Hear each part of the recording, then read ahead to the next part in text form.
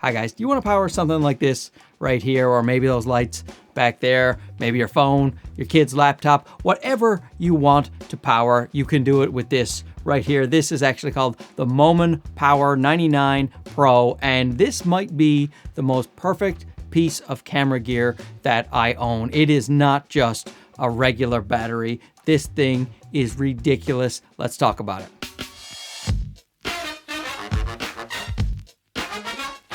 So first I want to take a moment to thank Moman for sponsoring this video. I have a ton of their batteries. This is the original 99. This is the Power 70. I also have the Power 140 right here. So when they reached out about the Power 99 Pro, I thought this is a perfect opportunity for a sponsored video because this is a product I use and I absolutely love, and I would love to display it for you people right here. Now there are 4 key elements that make this battery special and make it the one that I want to use over any of the other vmount batteries I've bought over the years. And the first one is the size and weight. Like, look at this tiny little brick. Oh, it's so adorable. So vmount batteries in the past, they used to be giant. Having a 99 watt hour battery, they used to be much bigger than this, but now you can fit them in this small little form factor. So the size is the first element.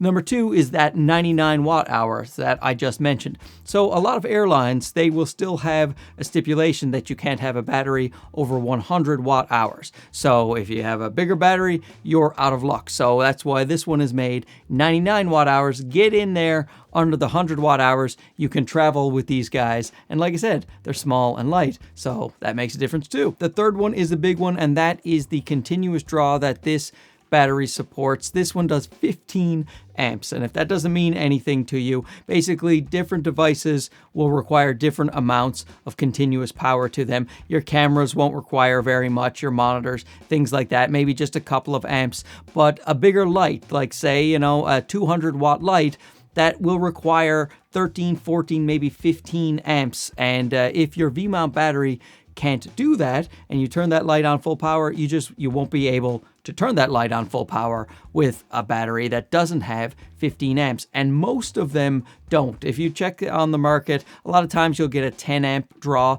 15. This is why I love this one so much, is I can plug it into anything I have and it will work. Now the fourth one is this OLED screen right here. This is worth the price of admission. Let me tell you what, that first number right there, that is the voltage of the battery. The second number is actually the amp draw. So it tells you what the device, what the draw is, because it's not like you know that usually. You have to look deep into a spec sheet usually to find out the amp draw of the device. Even if it's one of your lights, they don't often tell you. Like, this is my Godox UL150, and I could not find the amp draw for this guy right here.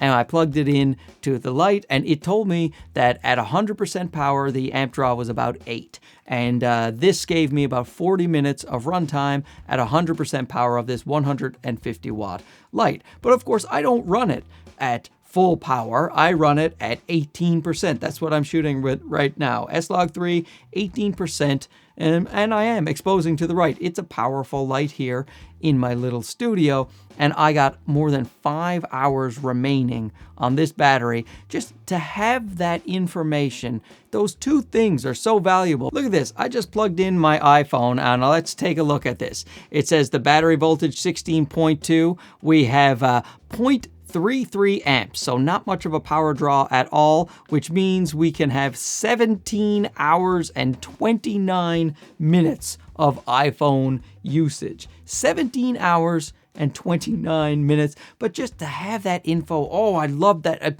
This is the first time I have ever seen this on a vmount battery, and I am spoiled now. I can never go back. Now, how did I plug the iPhone right into the battery? Well, under this flap right here, you will see a USB-A port and a USB-C port, and then on the sides, you have a D-tap on this side, and then a D-tap as well on that side. And of course, on the back, you have the V-mount connector right here. You see what's a V-mount? Because it's shaped like a V. And here is a V-mount plate. This is one from Small Rig that I can power several things on that camera rig that you saw at the beginning. These are also included on many studio lights. And so when you have larger power consumption devices, you will often have this V-mount, and then you just take it, slide it on there. It is locked in. Power your device. Now here is another fantastic thing about this battery is that you can charge it through D-tap and also use the D-tap for output, but then you can also charge it through the USB-C as well. It'll charge faster through the D-tap, but it will charge through